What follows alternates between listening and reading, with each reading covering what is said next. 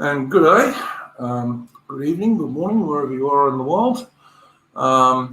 This is a stream that actually should have happened this time yesterday, but unfortunately I had a power outage for about 7 hours, and I can't do a stream I've got no power. So it's been rescheduled for now. And mainly this is going to be me talking to Raion Limbu, who is the son of a Royal Gurkha Rifles chap. So is an expert on the subject. And I'm going to do what we usually do on these streams and start us off with some music that Limbu has provided me with. And this first one, we're going to hear in a sec.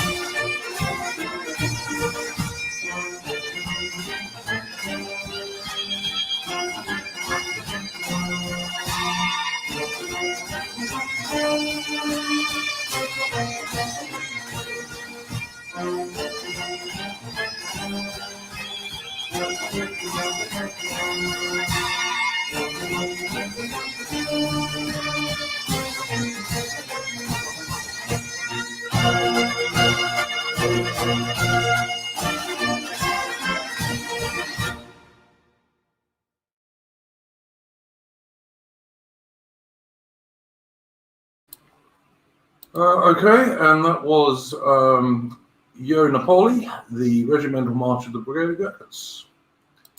And I'm going to say, first of all, welcome to my guest this evening, Raion Limbu. How are you going, Limbu? I'm fine, thank you. Hello, guys. This is going to be mainly an historical stream. We're looking at the relationship between the Gurkha Rifles and Britain, which goes from as far back as 1815, so the same year as the Battle of Waterloo, in fact. And I'm going to let Limbu start us off with a bit of history and what have you. All right, so Brigade of Gurkha history begins at the AngloNepali War of 1814 to 1816.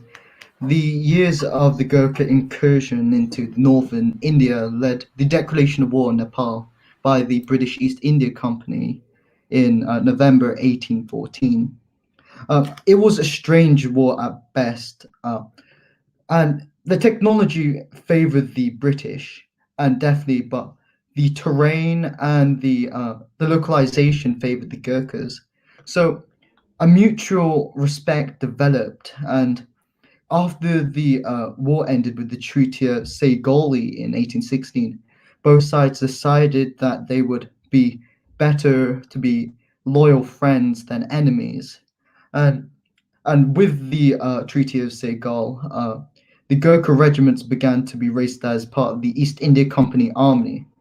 So let's go a bit further into history now. So the Indian Mutiny of 1857. In 1857, the elements of the Bengal army had a rebellion against the British military and the British establishment there, and it was growing with this whole type of rebellion, and the whole Gurkha regiments, both the 1st, 2nd, and 3rd Gurkha Rifles in Nazir, Simor, and the Command battalions prominently shut down insurrections in those areas. And in most famously in the Simor battalion, alongside with the 60th Rifles, was famously besieged on the ridge overlooking Delhi in the Hindu Rao house, repelling 26 attacks in the process of suffering 327 casualties from a strength of 490. And after this insurrection, the British military were impressed by this loyalty. Thus, they began to incentivize Nepal more. For example, after the mutiny, the the British government gave back the Terai areas of Nepal, which were seceded into the British Raj. So after this whole mutiny, there was the frontier wars of the Sikh battles and wars which commenced, with the Gurkhas playing key parts, especially with their 10 regiments and 2 battalions. And they fought in the wars of Burma of 1825 to 26 and 1852 and 1885, and the Afghan wars of 1839 to 42 and 1878 to 1881. And after this whole frontier war and all this developed, the First World War, 1914 to 1918, over 120,000 Gurkhas served throughout World War One. The Indian Corps, which would serve in France and Flanders, included 6 Gurkha battalions. Gurkhas were the first to break the German lines at the Neuve Chapelle.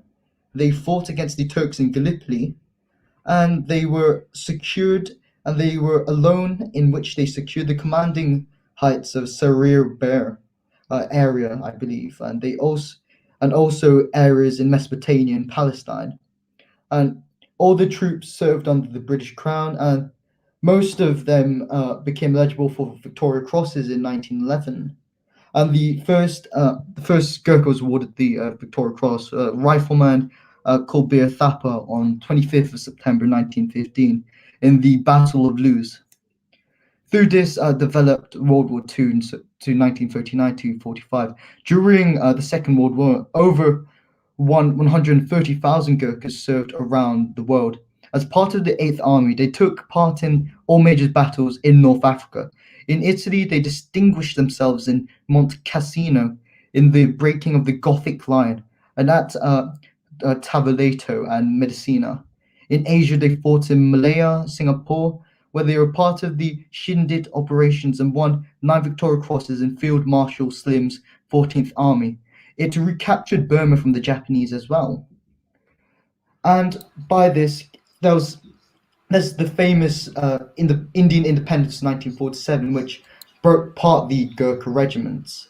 So as we know, in 1947, Indian independence took place, and the 10 Gurkha regiments were divided between India and Britain. And the 2nd and 6th and the 7th and the 10th Gurkha Rifles became part of the British Army, with the rest becoming the Army of the Independent India. As the British Gurkhas moved their bases to Malaya, with the training depot at Sungai Pentai in Kedah, in 1952 the Gurkhas became part of the new formed 17th Gurkha Infantry Division. And if you know your British history, you must know the Malayan Emergency, the Brunei Revolt, and the Borneo Confrontation. After World War II and the Indian independence of the break of the whole Gurkha regiment, the revolting violence in Malaysia, which was for independence, sought in the use of Gurkhas. All Gurkha rifle regiments, all the Gurkha regiments and the nascent corps units were involved in the fighting against the communist insurgents, drawing upon jungle skills perfected in Burma. The end of the Malayan emergency did not spell the unwanted unrest in Southeast Asia. As we know, the Indonesian president wanted the island of Borneo under Indonesian control, so encouraged an attempt to overthrow the Sultan of Brunei. And the Sultan called the aid of the British, and 1 and 2 GR were thrown from Singapore to crush the revolt. And as Indonesia announced the confrontation with Malaya, because they failed the Brunei revolt, the Gurkhas were called once again and deployed extensively in jungle operations to fight back the Indonesians. And after it all settled down, the whole Borneo issue, the movement of Hong Kong was needed. With the British withdrawal of Malaysia after the successful termination of the Malayan emergency and the confrontation with the Brunei revolt in 1960, the brigade moved its center of gravity to Hong Kong, where it would remain for a very long time until Hong Kong was reverted back to China in 1997. And throughout this time, it was heavily involved in border controls of the Hong Kong-China border. And all the initial training and the recruitment was all conducted in Hong Kong at the Brigade of Gurkhas training depot. And if you know your history once again, further operations included Cyprus in 1974, the Falkland Islands in 1982, and the First Gulf War of 1991. And that's, I believe, up to modern history modern Gurkha history. The Gurkhas also, of course, served several tours, I believe, in Afghanistan recently as well. Oh yes, they did. Where one chap won the what was the award he won, Limbo? I think I'm not too sure actually, but I do. Hang on, I've got it. Hang on, I'll find it for you. But I did meet that lad who did win that award. Yeah. I remember you mentioning. That's Corporal Dip Prasad Pun of the 1st Battalion, and he was awarded the Conspicuous Gallantry Cross for an act of bravery in Afghanistan in 2010. He defended his outpost on his own against at least 12 Taliban fighters. Fired more than 400 rounds, used 17 grenades and one claymore mine, and he resorted in the end to fighting with a machine gun tripod when he ran out of ammunition. That's kind of typical of what the Gurkhas do. Anyone who's ever served in the British Army, for example, will absolutely admit that the Gurkhas are the bravest of the brave. And I've got a photograph on the screen at the moment, and this is the Nursery Battalion, and that's the ancestor of the 1st Gurkha Rifles, and that photograph dates to the Indian Mutiny in 1857.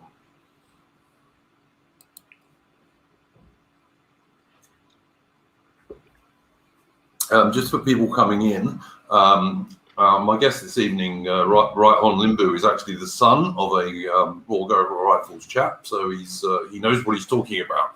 And this is mainly a history stream, and basically it's more Limbu's stream than mine. So I'll probably ask him some questions, but for the most part, it's going to be his stream. I would just point out that the Gurkhas, one piece of recent news I did notice is that every single British Army infantry battalion at the moment is under strength. Like, none of them are recruited to as many men as they should have, with the sole exception of the 1st Battalion of Royal Gurkha Rifles. So it's the only full-strength battalion in the British Army at the moment. And the other thing, which I was talking to Limbu before we started about, was that the Gurkhas are one of the few parts of the British Army that's actually growing. There is now, once again, a 3rd Battalion of Royal Gurkha Rifles, although they're not a general purpose infantry battalion. They're actually a specialized infantry unit, but they are at least growing. Yes.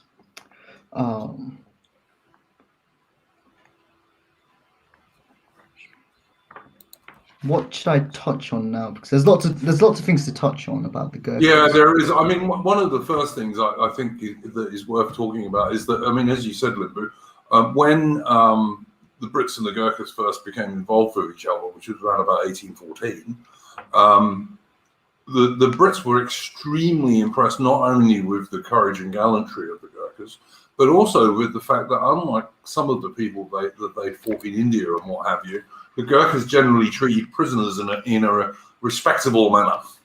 That, you know, they were kind of civilized in that regard, and that impressed the Brits.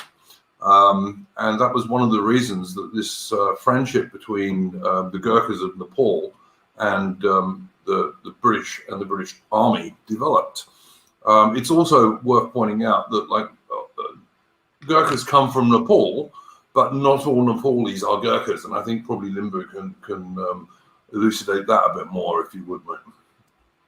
Oh yes, not all Nepalis are Gurkhas. Well, like I mentioned earlier, there was the whole split between the India Gurkhas and the British Gurkhas, and by this, the Indian government would recruit their own soldiers to be Gurkhas in the modern day, I believe.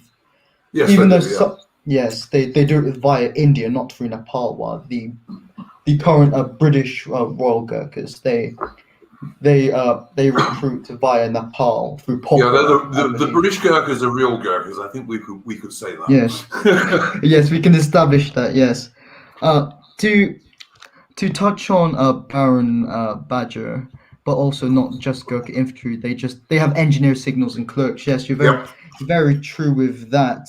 We've got the RGR, His Royal Highness the Prince of Wales, the QGERE, the Her Majesty the Queen, the QG signals, Her Royal Highness the Princess Royal, the QOGLR, Her Highness the Princess Royal, and the band and the GSPS, the clerks. Yep. It's very important. Most all of them, they all link with infantrymen. Another thing I think is worth mentioning when you were talking about the Gurkhas in the Indian Mutiny. Now, obviously, the Gurkhas in the Indian Mutiny were one of the units of the then Honourable East India Company, which stayed totally loyal. Right, the Gurkhas certainly did not rebel at all, and in fact, the Gurkhas helped protect British women and children and what have you in the Indian Mutiny. And on Delhi Ridge, when the British force that was actually besieging Delhi was actually hugely outnumbered by the mutineers in Delhi. And so at some stages, it was like the besiegers were actually being besieged because there were so many thousands of Indian mutinous soldiers in Delhi.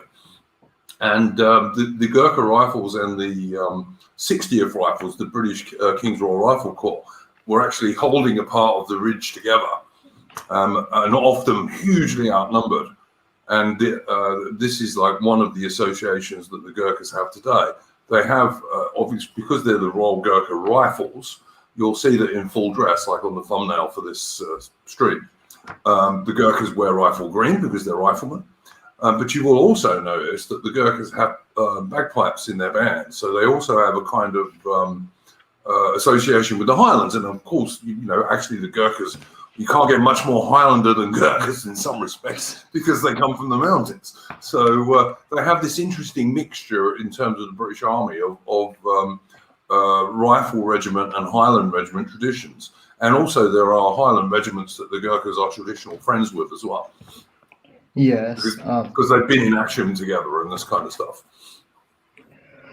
I think one thing which distincts the Gurkhas from many other British regiments is that the principles of Gurkha employment and the Qaida. So, if you don't know what Qaida means, in essence it just means rules in English. And the main fundamental principle for the Gurkhas, the Qaida, is that tradition matters, and it's very, in themselves, they count for little, but they combine to form part of the identity that makes the regiment what it is. And their combination of respect for tradition and a modern forward-looking approach is the Qaida. It's the rule itself, if you understand what I mean. Yeah. And these traditions are linked with the principles of the Gurkha employment. And in order to become a Gurkha, you must be Nepali only. Gurkhas must be Nepalese citizens holding a Nepalese passport upon recruitment throughout their service, and they cannot hold dual nationality. And they must be recruited and selected in Nepal. Yeah. And can I just, I don't mean to interrupt you, mate, but can I just emphasize that the Gurkhas are an elite regiment. And one of the reasons they are an elite regiment is far, far, far more Gurkhas try to join than actually get recruited. So that only the very best of the best actually manage to get into the British Royal Gurkha Rifle regiments. Is that not correct, Limbu? Oh yeah, it's the best of the best, of course.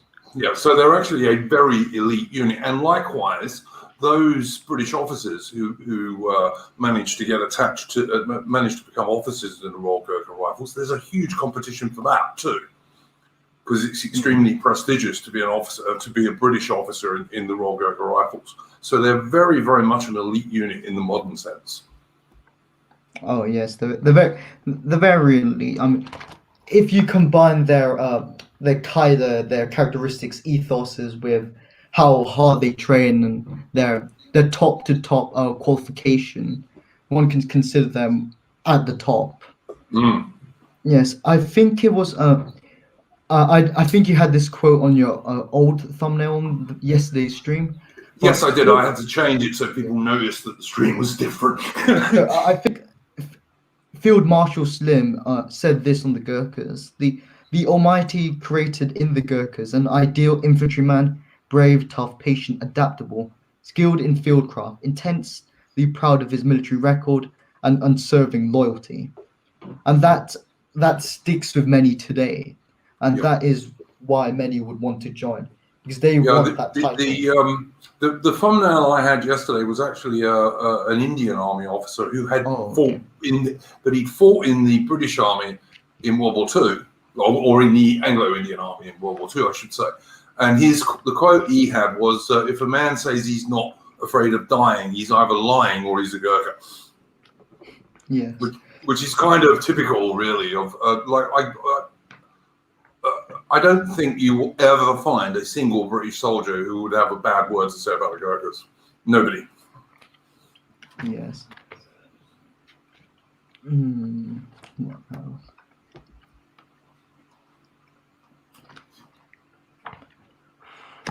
You were going to talk a little bit, I remember, Limbo, about the clans in amongst the Gurkhas in Nepal. Oh, the clans. So yeah.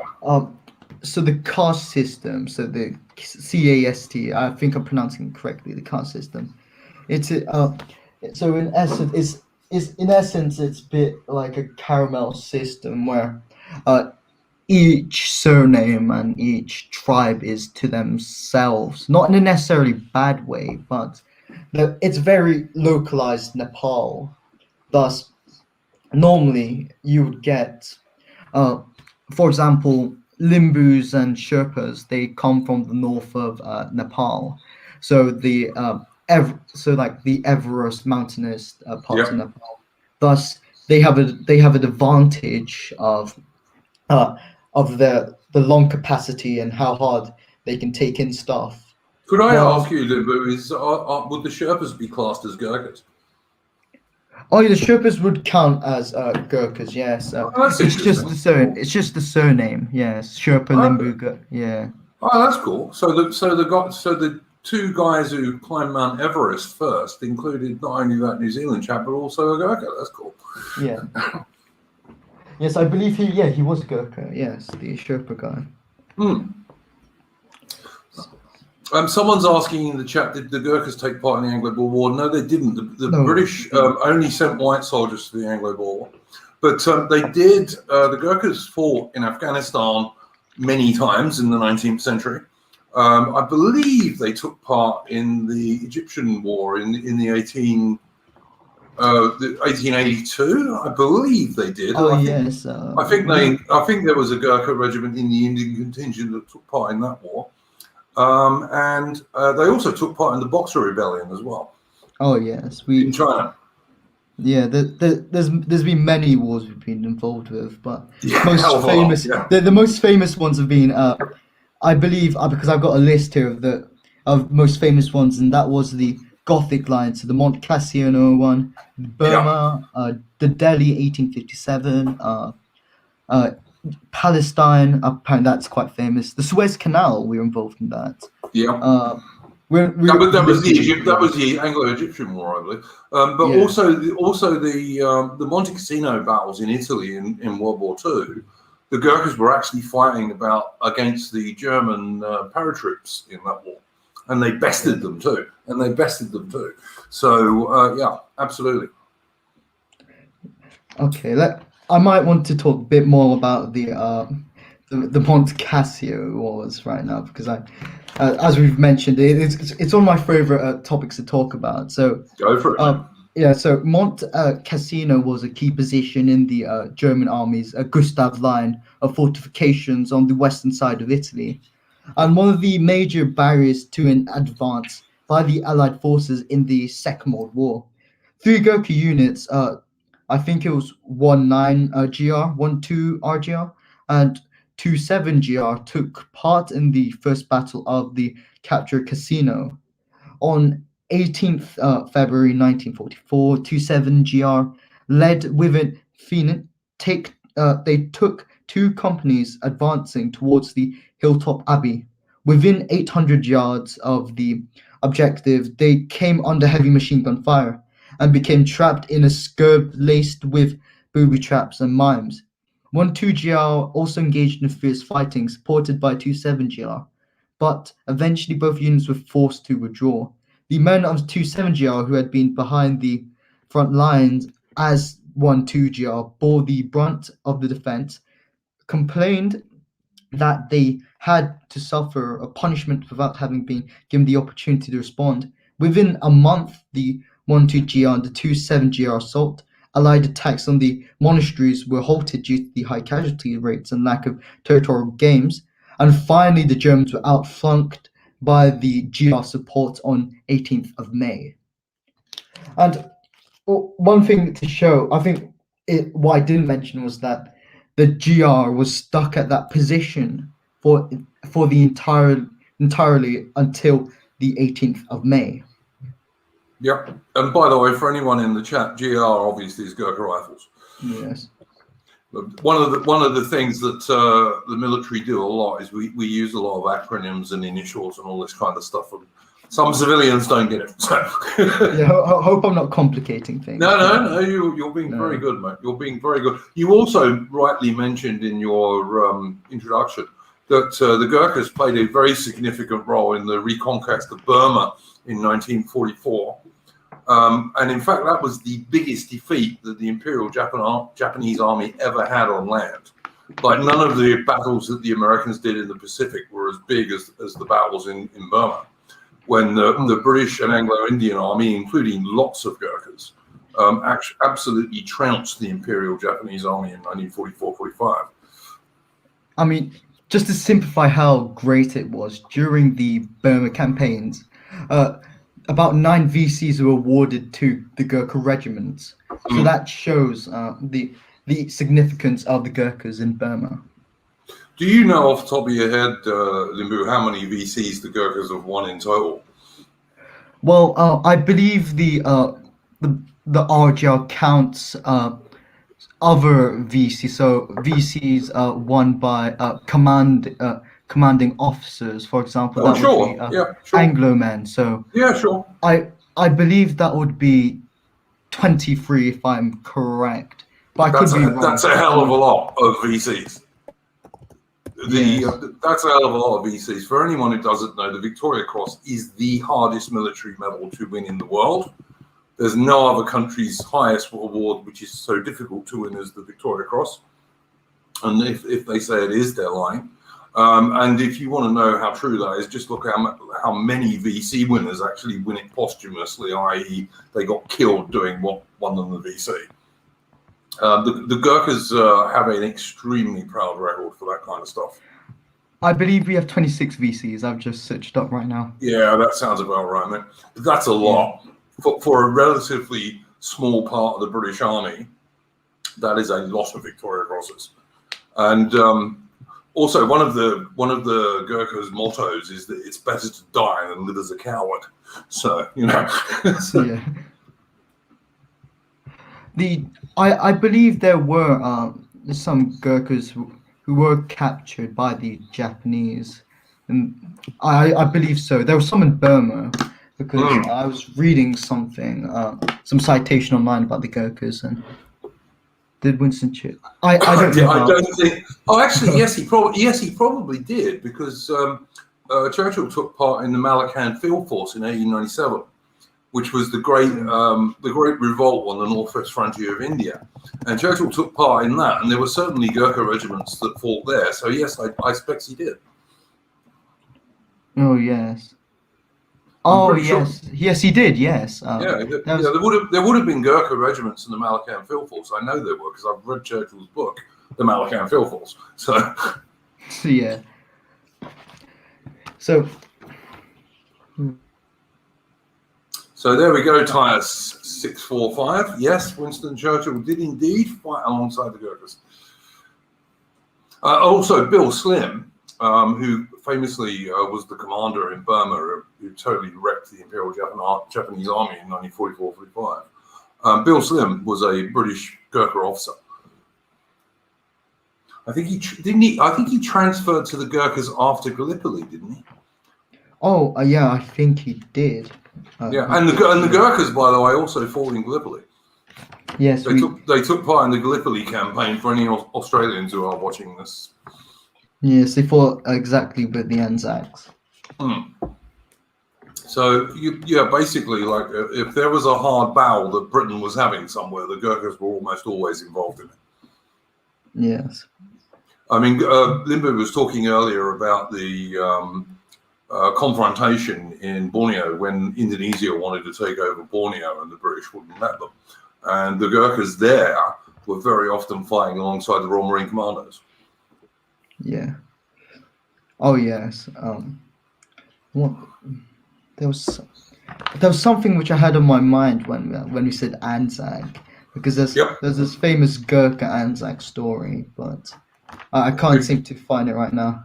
Well, if you can find it, I'll tell you what we'll do, Limbu. You try and find that, and I want to play us another piece of music. And the reason I'm playing this music, by the way, is that most of it is stuff that Limbu's dad, who's a Royal Gurkha Rifle soldier, likes. So I'm going to just play us another tune while Limbu looks that up. You might want to mute yourself for a minute, mate, so we don't hear time. Yeah.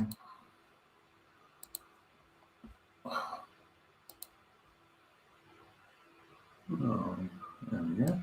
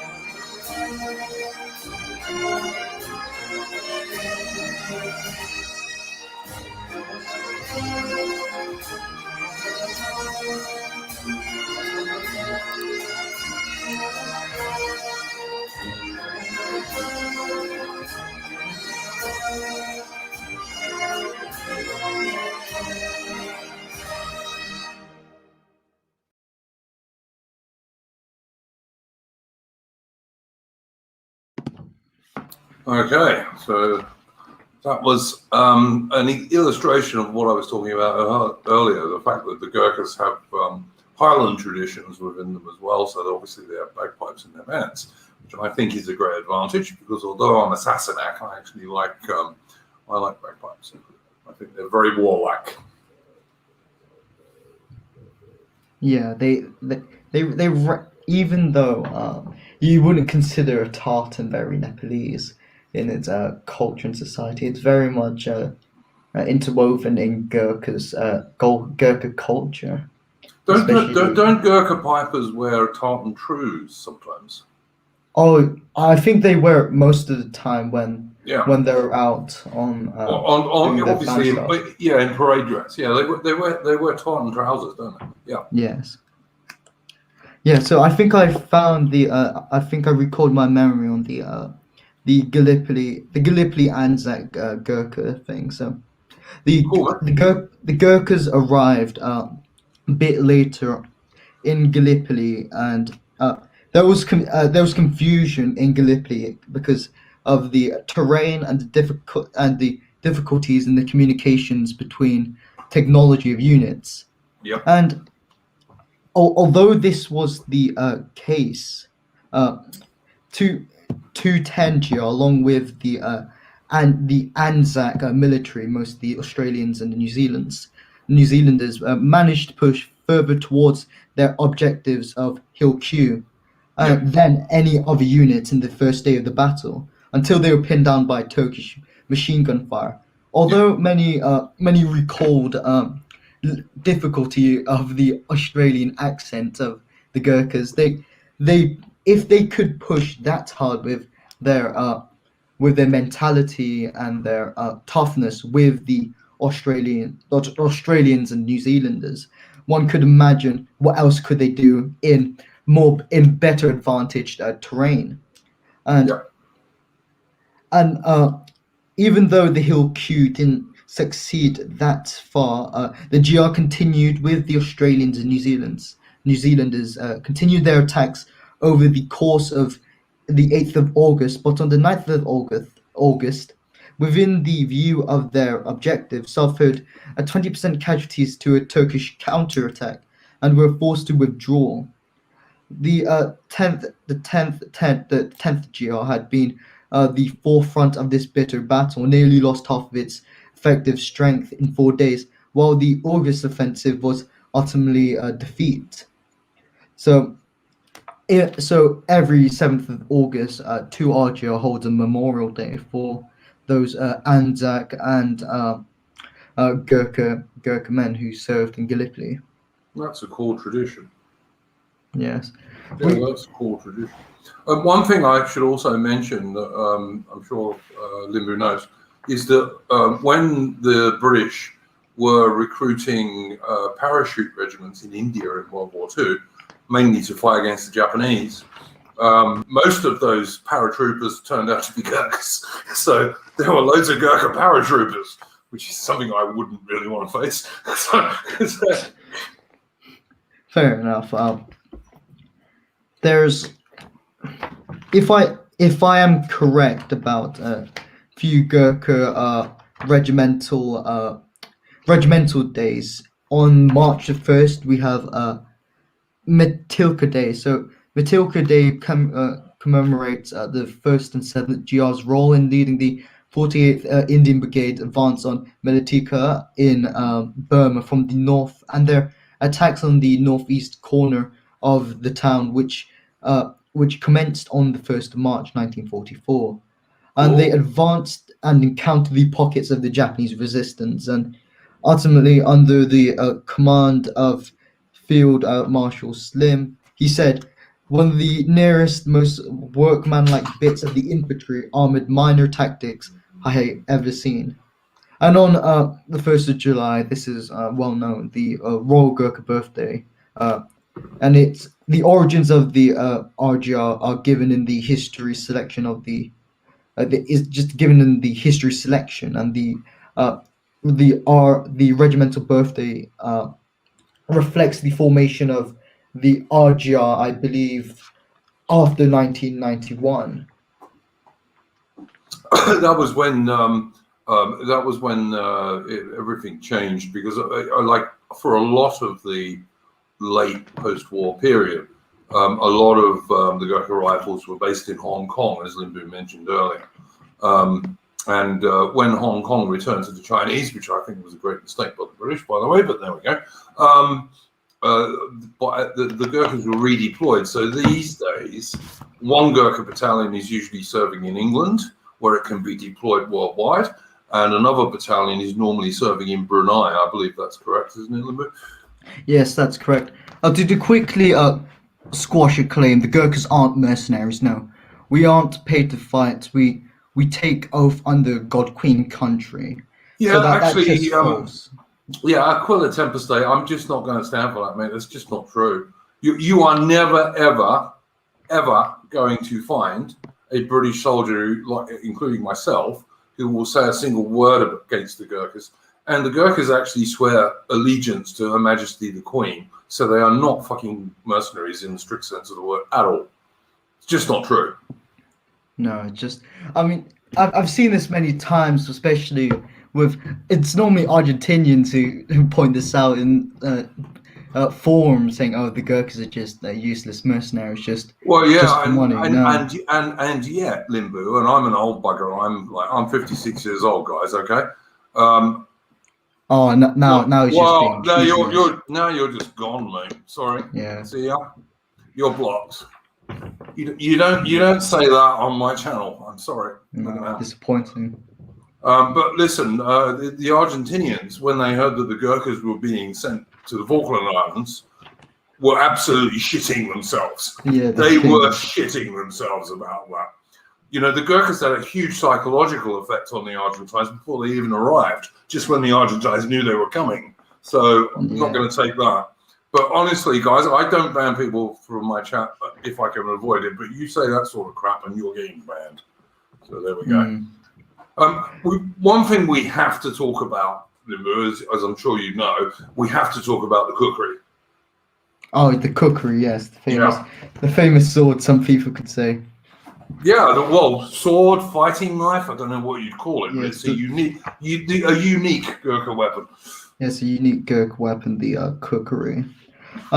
So the cookery, I mean, it's an iconic symbol of the regiment, and it's the prize weapon, and it's mostly a ceremonial item as well, and it attracts special attention from foreigners. Yeah.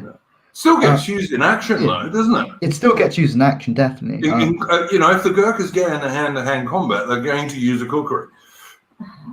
Oh yes. I mean, every Gurkha is issued with at least 2 cookeries, and one for the ceremonial purpose and one for everyday use. And the maintenance of a cookery is a key part of the daily routine of the Gurkhas, and it's always meant to be sharp and clean.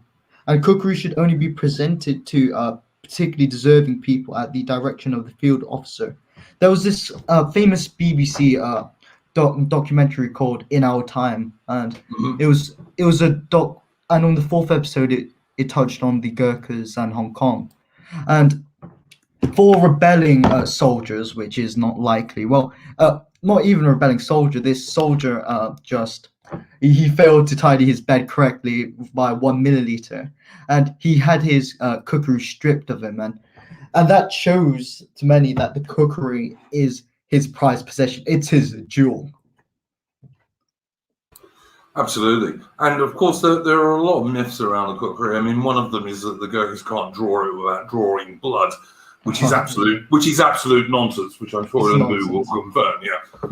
But certainly, if the Gurkhas get involved in a hand-to-hand fight, they're very liable to still use a cookery because they carry one in action. But as Limbu just said, it's a working cookery rather than the one they carry on ceremonial occasions. Yeah, two issued cookeries.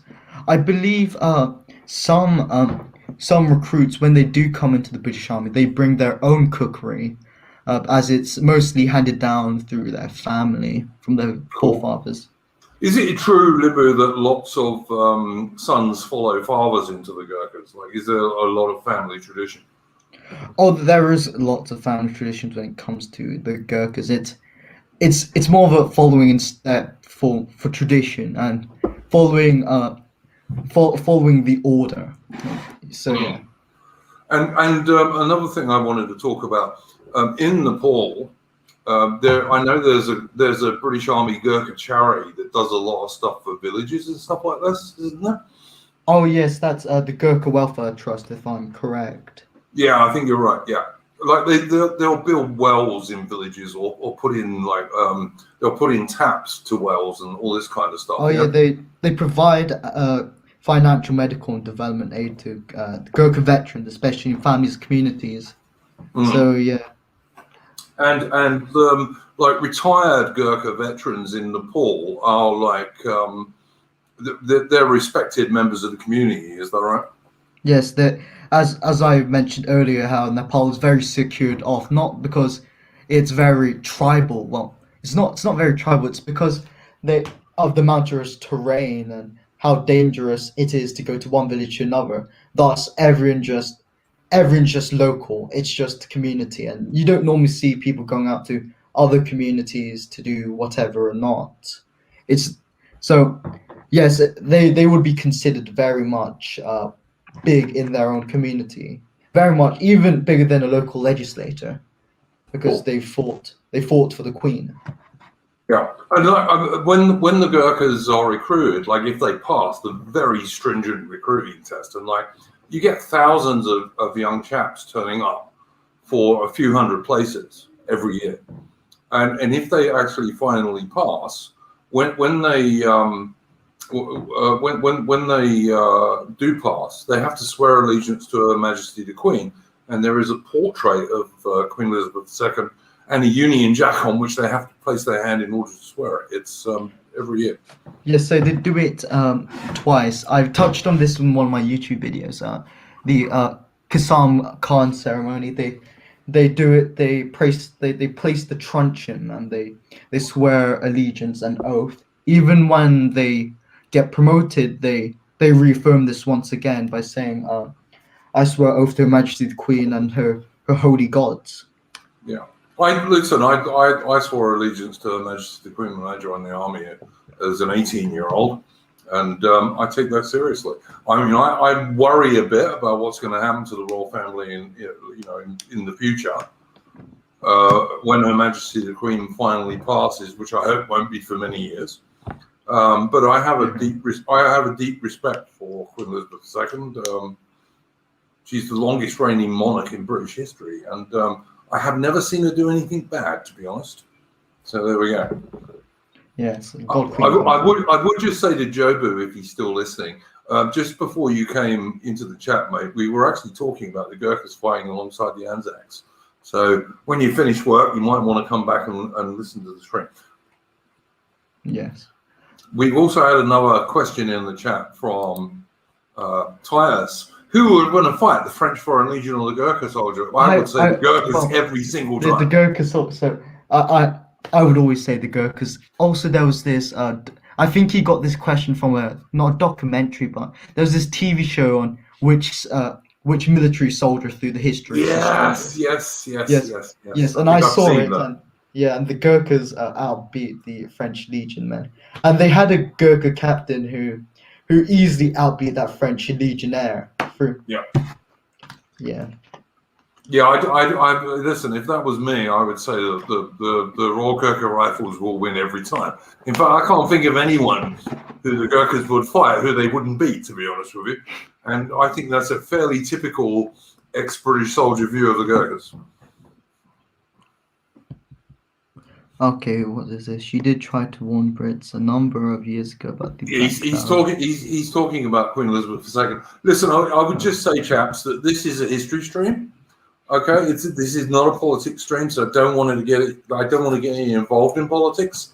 My first love is history, and particularly military and naval history.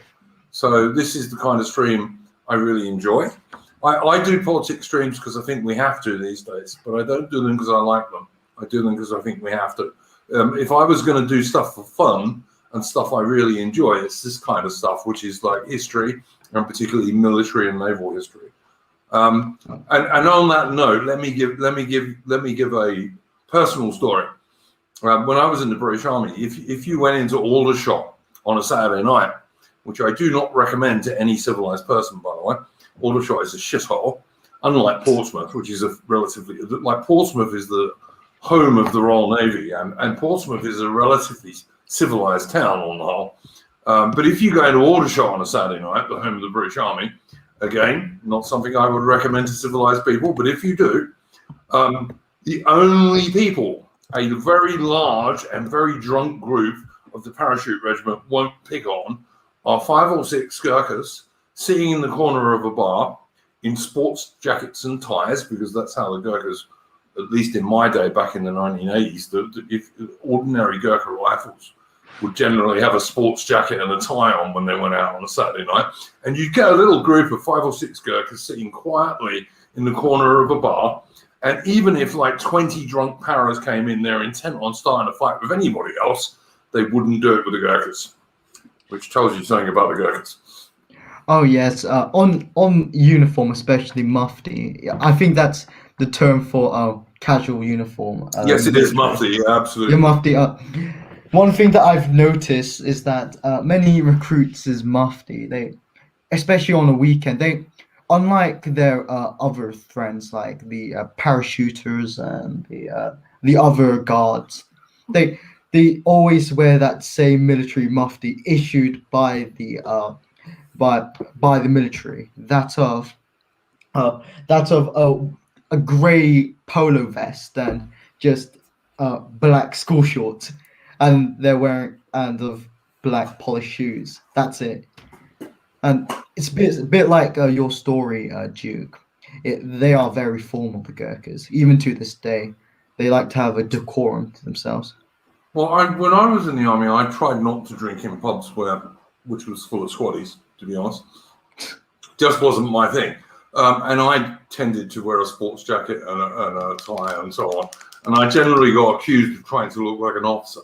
But there we go. Fair enough. Which was not the case. It was just that's how I'd always dressed. That's how my dad brought me up to dress. But there we go. John McNamara in the chat, what do you think the future of the Gurkhas will be?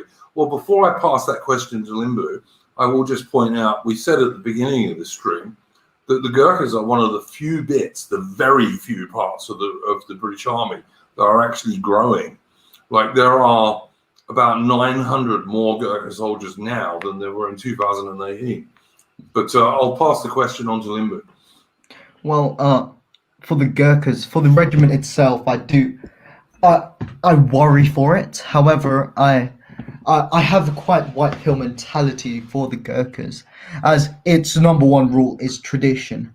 However, like most governments, the government is going to control the military, and we saw this in 1991 when I think it was John Major's government, when they said to the Gurkhas, all right, we're going to cut you down. I don't care. We don't care about Hong Kong. We just cut it down. And it's a slow transition. Even through the normal military, they're just getting slowly they're slowly getting infiltrated by this so-called the military is soft and it's open to everyone. Yeah. This mentality hasn't kicked in the Gurkhas yet. Thank God. It hasn't, no, because its tradition is number one. Like you don't even see female Gurkha. I was just going to ask you, Limbo. Are there female Gurkha soldiers? I don't think so, are there? No, only nurses. That's right. it. And nurses are perfectly fine. I have nothing against military nurses being women, because women make very, very good nurses, you know. Yeah, and through this infiltration, the government will force the Gurkhas to bite the bullet and say, okay, get in this whole left-wing idea. That'll be the Gurkhas. There's a set rule for everyone. And this can be applied to the standards for the recruits. Due to David Cameron's government, sorry. Carry on, man. No worries. Oh, yeah. So, in the David Cameron government, they set out a project to increase the military infantry numbers. That failed, of course, because no one wanted to join. Thus, they lowered the standards of the military, and by this lowered the Gurkha standards, and this infuriated many Gurkha officers. However, the British government didn't budge once again because they want to hit that so-called target. I mean, Yeah, I would. but I mean, it's still much harder to become a Gurkha soldier from Nepal Oh yeah, it's than much it is harder. to join the Yes. British Army. Like, basically, to join the British Army today, unless you're an utter moron, you're going to get in. You know, that's Yes. not the case to be a Gurkha soldier. You've got to No. you've got to pass a lot of intelligence and fitness tests, which they don't do to British recruits for the most part. But on that, how much can the Gurkhas accept from any conservative or Labour government? How much of this? Oh, we're going to kill your tradition. How much? Oh, we're going to cut the Gurkhas. How much can the Gurkhas take in before it breaks like any other regiment? And I do fear that for the future. So Well, that's my only concern. I worry about it, but I think the Gurkhas are quite rightly treated as a special case, even by the British government. They don't enforce the same low standards on the Gurkhas that they do on the rest of the British Army, and that's why you don't have women all over the Royal Gurkha Rifles. No. But I mean, this is a little bit political, but I just think that the British Army is riding for a fall. I mean, not just the British Army. Same is true of the Royal Navy and the Royal Air Force. Same is true of the Australian Defence Force. Same is true of the American military. All of us are riding for a fall because we're filling our military with women who, when the shit hits the fan, will not be able to do the job. They can do it in peacetime, just about, although even then you have to constantly lower the physical standards. But in a real war, they will just not be able to cut the mustard. And the Gurkhas are the guys who are least affected by that, and good. What is the average? I mean, I don't know the average IQ of a Gurkha soldier. However, even though they do come from Nepal, which is a pretty poor country, we must consider the fact that in order to be a Gurkha, they take math tests, they take English tests, they take science tests as well. So I was just going to say, Limbu, I was doing a bit of research for this stream, and the tests that they give would-be Gurkha recruits in Nepal, they include loads of IQ tests, and like no one gets to be a Gurkha soldier who is not of at least the same average IQ as British soldiers. So if you're too thick, no, you ain't going to get into the Gurkhas. No. I would strongly suspect that the average Gurkha private is probably slightly superior to some of the British Army recruits. Yes. What would you say was the finest moment for the Gurkhas? Called so many, that would be so hard to pick. There's so much. I mean, individually, I do think the finest moment for the Gurkhas has to be either Burma, the Malayan insurgent, or Hong Kong, for individual aspects. However, united under other regiments like the Paras or them lot, I do think. I actually don't know. I don't know how to answer that through a collective scope. Titus 645. You are actually. I'll put this up on the screen here, Limbu. You might know more about me than I do. I don't know about this. What I would say is that the Gurkhas are certainly considered an elite unit within the British Army. I'm not sure. Can the Gurkhas join the SAS? The Gurkhas can join the SAS. However, there's only been 12 Gurkha soldiers since the SAS establishment that has joined the SAS. Okay, so there have been Gurkhas in the Special Air Service. Yes. Oh, okay. Well, there you go. That answers your question, Titus. So yeah, Because like the Gurkha, the Special Air Service, the SAS, they don't recruit direct in Britain. You can only join the SAS once you've proved yourself as a British soldier, okay? And then you can go and apply to join the SAS. So you can't join it from Civvy Street. Limbo has just taught me something because I didn't know that. Yeah, so 12 Gurkha soldiers have indeed joined the SAS. So yes, 12 so far. Yeah. But bear in mind that the majority of the recruits to the SAS, not all by any means, like you can join the SAS from any unit in the British Army, but the majority of the recruits to the SAS are actually former paras. Oh yeah, definitely. I mean, this is one of the reasons why the Royal Marine Commandos can run the SBS, the Special Boat Service, which is similar. You can't join the SBS from Civvy Street. You have to become a Royal Marine Commando, and then you can go and try and pass the SBS course.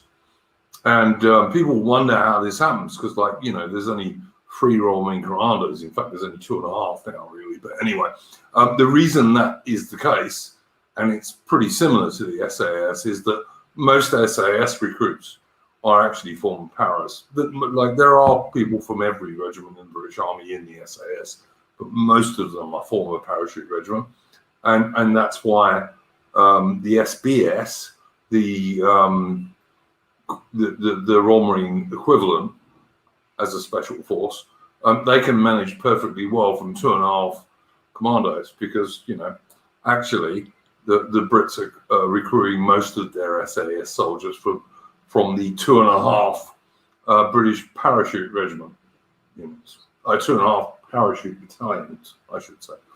So there we go. But yeah, so the Gurkhas can certainly become SAS soldiers.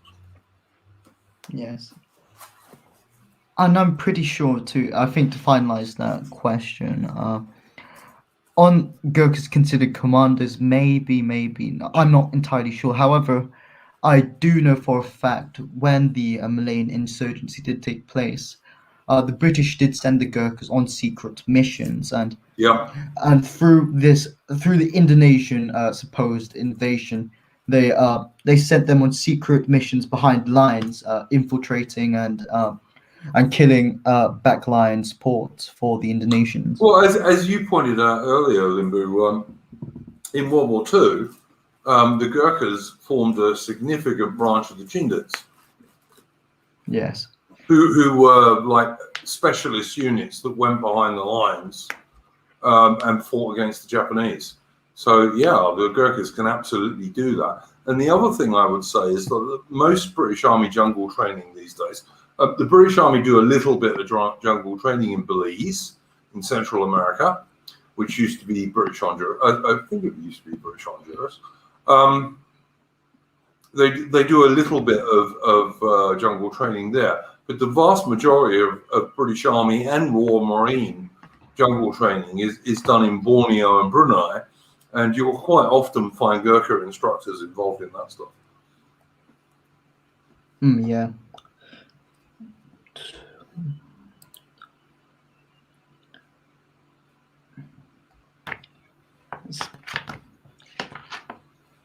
Should we talk about? I think it's important to talk about Nepal if we are going to talk about the Gurkhas, because it's the fundamental nation which gives birth to the Gurkhas. Yeah, please do, man. Please do. So, oh, your dog.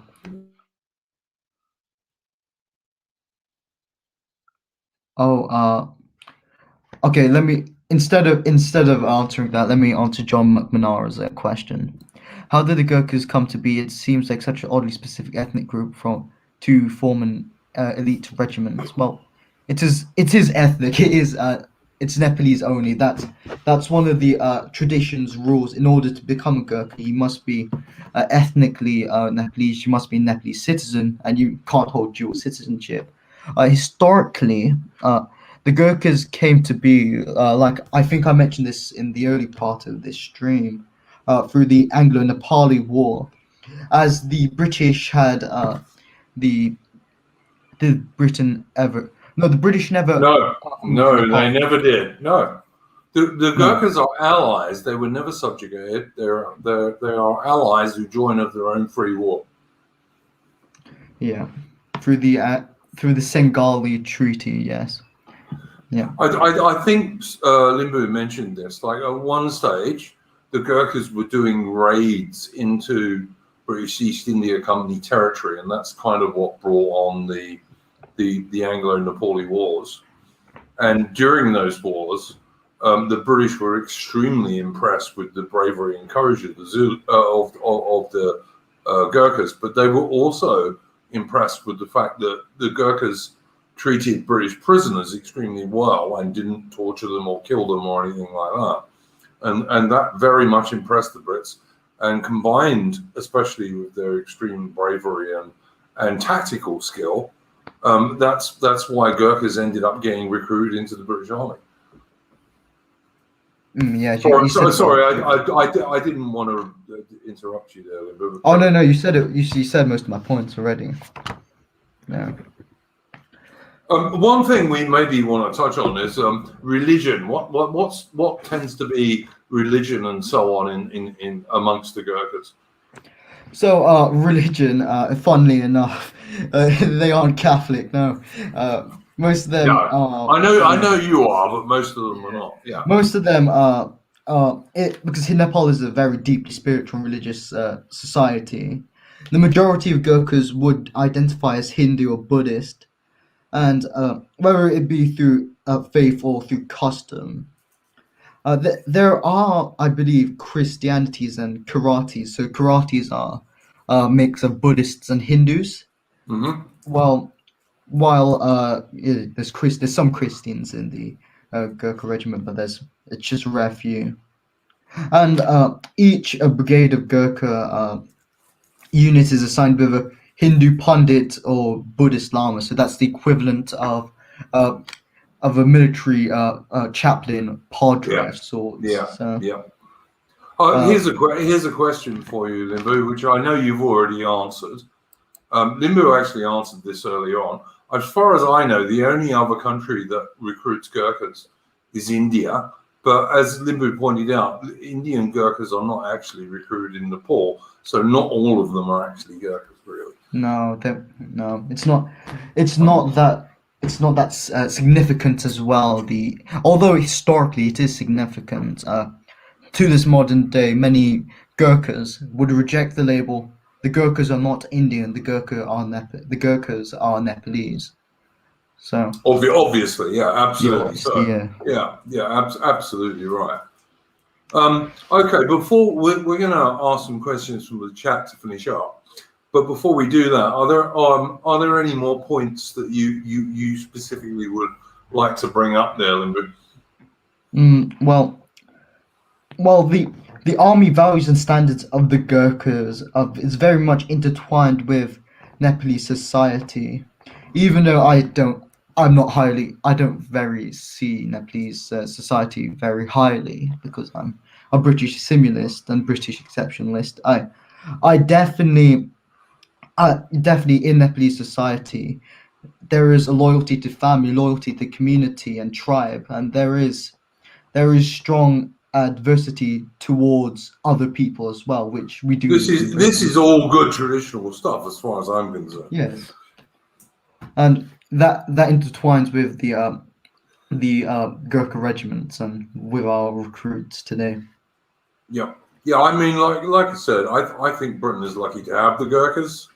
I think we would make an enormous mistake if we ever sever that tie that goes back to 1815. The Gurkhas have been involved with Britain and the British Army since the same year that the Battle of Waterloo was fought, and they have never, ever, ever let Britain down, not on any single occasion ever. So, I think that just speaks for itself. And like I said, and I don't know, maybe there's one or two British Army veterans in the chat, perhaps. And I am quite certain that you will never find a British Army veteran who has a single bad word to say about the Gurkha Rifles. You just won't. Yeah, so yeah, definitely. All right, guys. So unless you've got anything else you particularly wanted to talk about, which of course you can if you do, we'll ask some questions from the chat if they have any.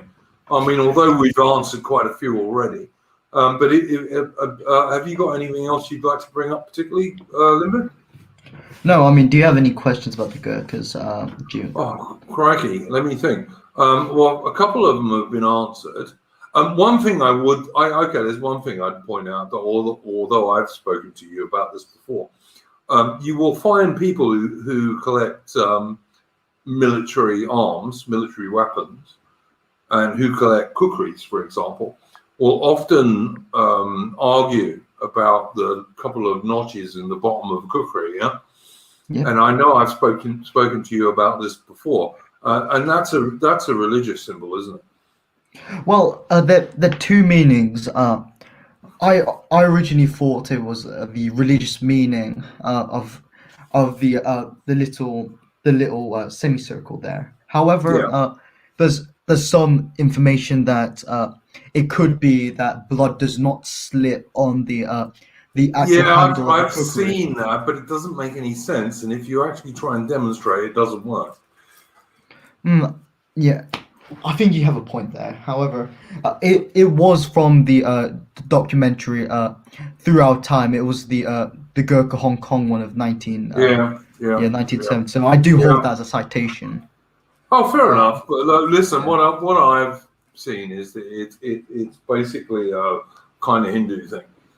Yeah, it's a Hindu thing. Yes. Yeah, and also, one thing I think is worth mentioning is that in the 19th century, when Britain was recruiting Indian soldiers, sepoys, they had all these very, very strict religious rules about what they would and wouldn't do.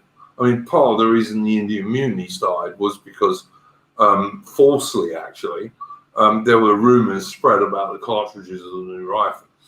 But the Gurkhas were always a little bit more, how can I put this? They wore their religion a little bit more lightly than some of the Brahmins in the Indian army and this kind of stuff. yes. I think this comes back to the main idea of the Gurkhas. They're there for a reason. They're there to fight for God, Queen, and country, for British God, Queen, and country, not for their own will. They want to fight for what is best. But at the same time, I mean, I think Britain does quite a lot of good in Nepal. Oh yeah, they do, definitely. Yeah, I'm not doubting that. Here's a question.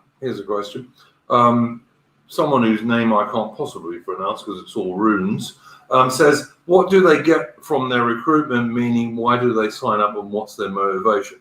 I'm going to let Limbu answer this first because he's the guy who actually knows.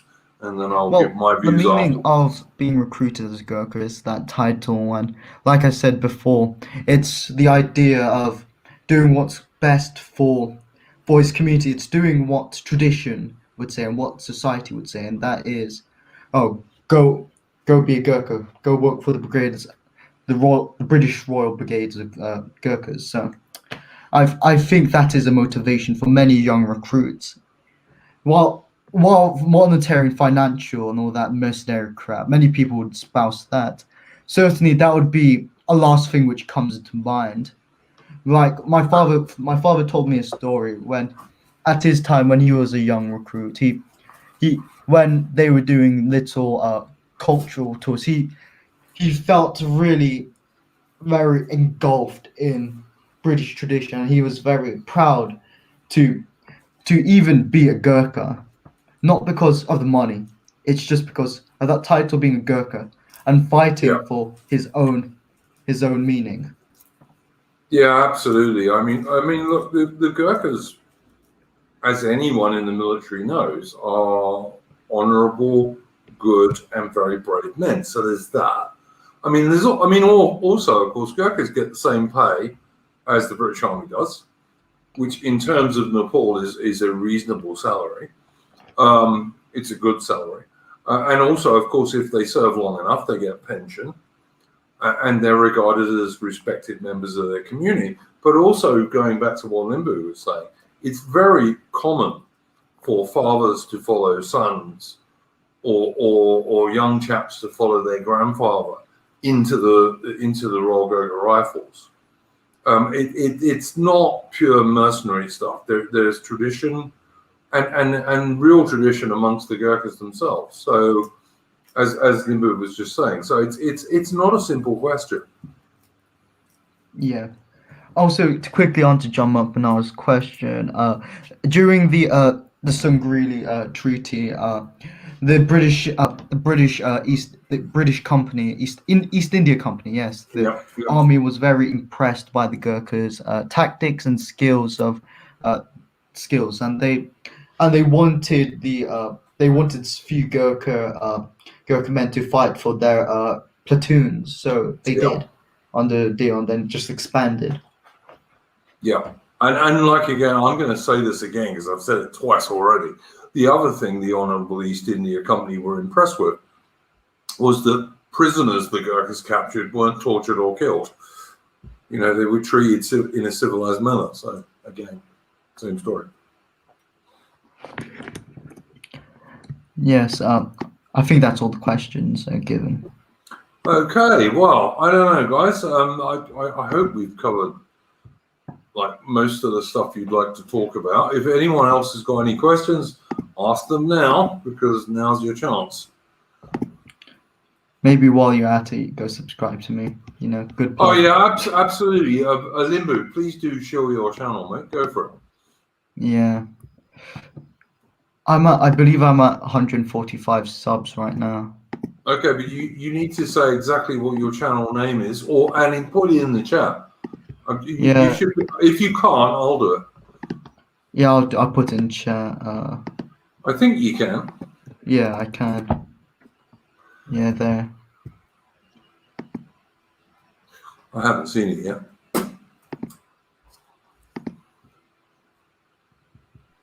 Oh, here's one from Titus. This one, I actually wanted to mention this. Have you ever read Flashman by George MacDonald Fraser? Yes, I have.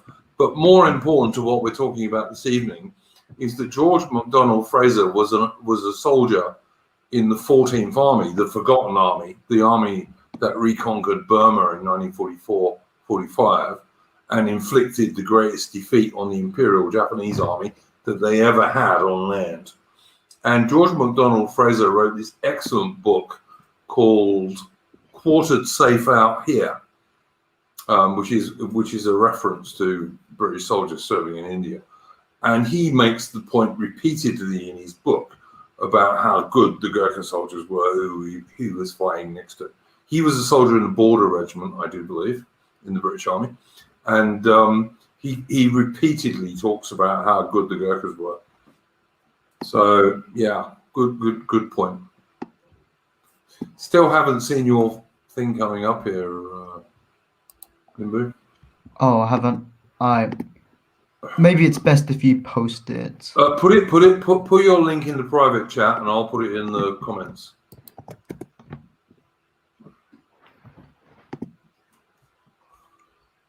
Because Limbu has a good channel, which is worth following. He sometimes goes on a bit too much about Catholicism for my liking, but that's just because I'm not a Catholic. Fair enough. I mean, there's nothing wrong. I have absolutely nothing against Catholics. My mother was a Roman Catholic. I have nothing against them at all. But yeah, he does do that a bit. But that's okay. That's up to him. Here we go. Here's Limbu's link. Is that right, Limbu, the one I just put up? Yeah. Okay, someone's asking, how did you end up a Catholic? Go on, man. Yeah. I mean, long story short, I felt entwined by European civilization and Greco-Roman philosophy and the culture itself, and I felt like being a Christian. Truth. Oh, sorry, mate. You cut out there. You want to repeat yourself? You cut out there. Did I cut out? Yeah, you did. You need to repeat that. So I felt more as I'm a British simulationist, I felt more tendencies towards Western civilization and Greco-Roman philosophy, and by this, I, I felt that there was a connection between me and Christianity. But then there was that hard question of denomination. If I was a true, well, some could say, oh, if you're a true British assimilationist, why aren't you? Why don't you support Anglicanism? Why aren't you part of the Church of England? But it didn't feel right. The Church of England. Not to diss any Anglicans here in the chat, but I do. Listen, Limbo, there are great Anglicans. There are many great, but there are equally Anglicans who have yes, been totally taken over by the left and feminism. So I just felt more there was more of a theological correctness and there was a more enlightened truth to Catholicism rather than the Protestant denominations. So I converted. I got characterized. So yeah, Cool. all is good. Hang on, here we go. John McNamara, Sojo. I don't think that Sojo would be upset about that because I don't. Sojo is a friend of mine. Okay, I regard him as a good friend, but I don't know if he's got any religion at all, to be honest. And I'm an agnostic, so I'm a don't know. I used to be an atheist, but I've retreated from that position in the face of a lot of evidence. And now I'm a don't know, but I'm not sure. I think you should retreat back to Catholicism, Duke. Yeah, I know you do, but I don't know that Sojo has any religion. I don't think he would really care. And also, Sojo is a good man. He's a good British man, and I think he would say, look, your God is between yourself and yourself and your conscience, So that's about as far as I'd go with that, to be honest with you. Yeah, I know Sojo is a huge Cromwell fan, and I don't understand that. John McNamara, I would have been a Cavalier, a Royalist, just on the basis that I'm a reactionary and an absolute traditionalist. Even if I didn't agree with the king, I would have still supported him, just on that basis that I'm a reactionary and a traditionalist, and also fuck Parliament. To be honest, I'm not. Yes. I'm not desperately fond of the British Parliament, and I don't think it's got any better since Cromwell's day. So there we go. That's my opinion on that. All right, we're going to give this like a couple of more minutes for anyone to ask us any questions, and then we'll close up. And Limbo, if you've got anything else to say, go ahead, mate. Well, is that the right link? Is that the right link I've put in the chat for your channel? Oh yes, I think it is. Yeah. Yeah, cool. So please go and subscribe to Limbo. He has a good channel. Yeah. I would also say please subscribe to this channel and like the stream. It helps. I'm Duke. It absolutely helps. We recently crossed the threshold of 500 subscribers. We've had about 22,000 views on this channel so far, so we are getting there. What's the thing I'm looking at here? What is the symbol on the lower left of the image? Are you talking about Limbu's avatar? Oh yes, I think he's talking about my avatar. Yeah, it's the symbol of the British Parliament. I'm not a parliamentarist, I promise, but it's just as for aesthetics. The top left is the Royal Gurkha Regiment symbol of the two cookeries and crown. The top right is the I believe the PayPal Curious symbol. The bottom right is the Royal Coat of Arms. Yes. So yeah, it's just as aesthetics, it's nothing much more.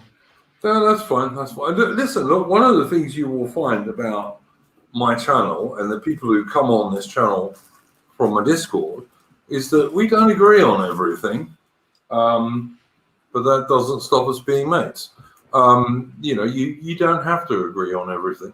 And we are faced today, all of us, with so many deadly enemies, both external and internal, that, like, you know, we have to sink some of these more minor differences on the basis that, like, we agree on much broader issues, and we've got to do that. So there we go. And I'm not a Jacobite, by the way, John McNamara. I'm not. I can appreciate that. I watched the excellent Apostolic Majesty stream earlier today on the Jacobites, and it's a great stream. But I'm not a Jacobite myself. But I'm not against people who are. You know, I think, you know, you can be a good guy and disagree on some stuff, especially on some historical stuff. So there we go. That's my opinion on that one. So I think we're probably the end part to the stream. Yeah, kind of. I mean, I'll finish it. I'll finish at 1:30. But what I'll do now is I'm going to play us our closing tune. And so if you've got any other questions, like, ask them why this is playing. Okay? So I'm going to play us our closing tune now, which is another one chosen by Limbu via his dad. So here we go.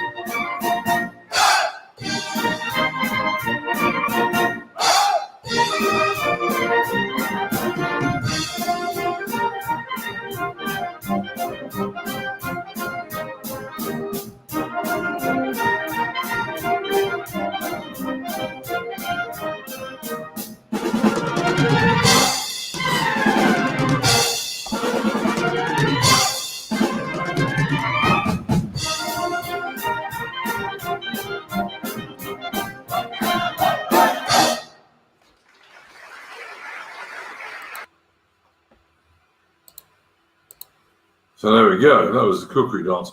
If anyone is interested, by the way, you can go and look that up on YouTube, and you can watch Gurkha Rifleman actually performing it. And I own two cookeries Nice. that I bought, that are ex-British Army cookeries, and one of them actually sits by my door as a potential self-defense weapon. And trust me, it's raised a fucking sharp. So there we go. Hang on, my little dog is doing his thing again because he always likes to contribute to these streams. He's a very patriotic dog, is Rudy. Great. All right, guys, I think we've probably gone about as far as we need to go. Thank you for this chat with the runes name. Glad you learned something. Thank you very much, Right on Limbo, for coming on. No worries. I certainly learned some stuff today, which I didn't know, so that was cool. And I'm very proud to have you in my Discord. So I reckon, I think we're probably finished. Gentlemen, if you'd like to like and subscribe to the channel, please do so. Look up on the chat. You can find out and subscribe to Limbu's channel. and we will see you on Saturday for Splendid Isolation number 31, I think we're up to now. So we'll see you then, guys. So have a good time until then. Good night.